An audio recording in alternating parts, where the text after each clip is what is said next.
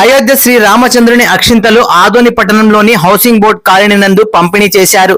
ఈ కార్యక్రమంలో విశ్వ హిందూ పరిషత్ జిల్లా అధ్యక్షులు బసవన్న గౌడ్, కోశాధికారి పంపాపతి, ఈరన్న, చెన్నబసప్ప, వర్మ కన్స్ట్రక్షన్ అధినేత నారాయణ వర్మ, విశ్వ హిందూ పరిషత్ జిల్లా సహకార్యదర్శి Kiran Varma, housing board colony వాసులు భారీగా పాల్గొన్నారు.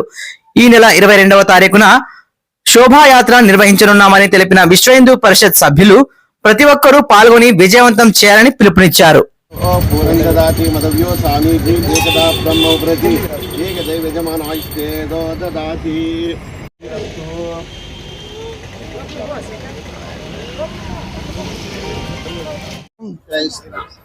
రెండు 2024 సంవత్సరం చాలా చారిత్రాత్మకమైన సంవత్సరం.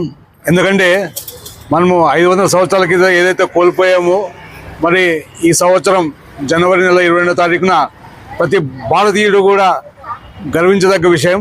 ఎందుకంటే అయోధ్యలో శ్రీరామ జన్మభూమి స్థలములో శ్రీరామ ఆలయం మరి పునర్నిర్మించబోతున్నాం. మరి దానికి అందరూ కూడా గర్వపడాలి.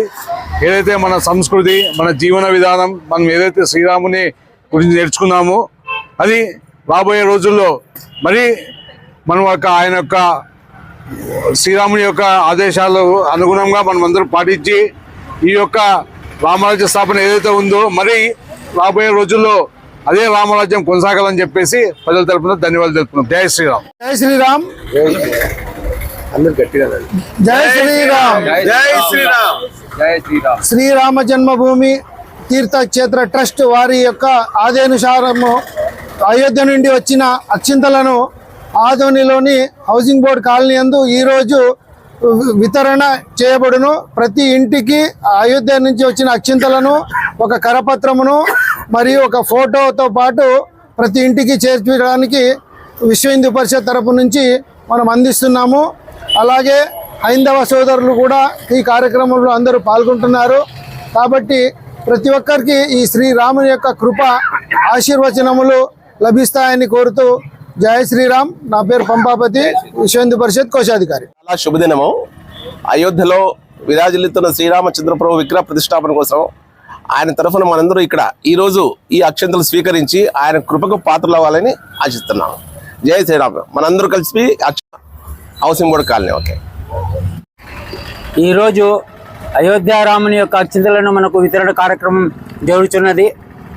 ఈ కార్యక్రమం అయిన తర్వాత జనవరి 22వ తేదీన అయోధ్యలో రామ మందిర ప్రతిష్ఠ జరుగుతున్నది. ఆ రోజు మన ఆదోనిలో కూడా అభయంజన గుడి నుంచి విక్టోరియాపేట రామదేవాలయం వరకు ఊరేగింపు ఉంటుంది. అందులో అందరూ పాల్గొని విజయవంతంగా అందరూ పాల్గొనాలని కోరుతున్నాము. హరి ఓం.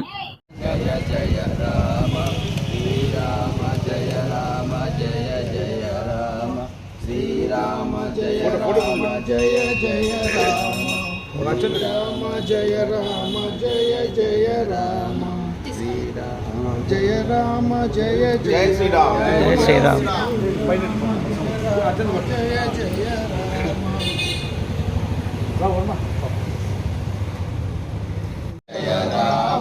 శ్రీరామ జయ రామ జయ జయ రామ శ్రీరామ జయ రామ జయ జయ రామ శ్రీరామ జయ రామ జయ జయ రామ శ్రీరామ రామ జయ జయ రామ శ్రీరామ జయ రామ జయ జయ రామ.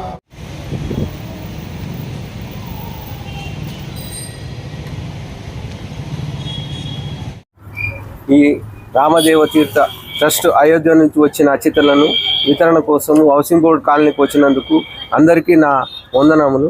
ఈరోజు అందరూ కలిసి ఈ ప్రోగ్రామ్ని అందరు సక్సెస్ చేయాలా. ప్రతి గడపకు ఈ అక్షింతలు పోవాలా.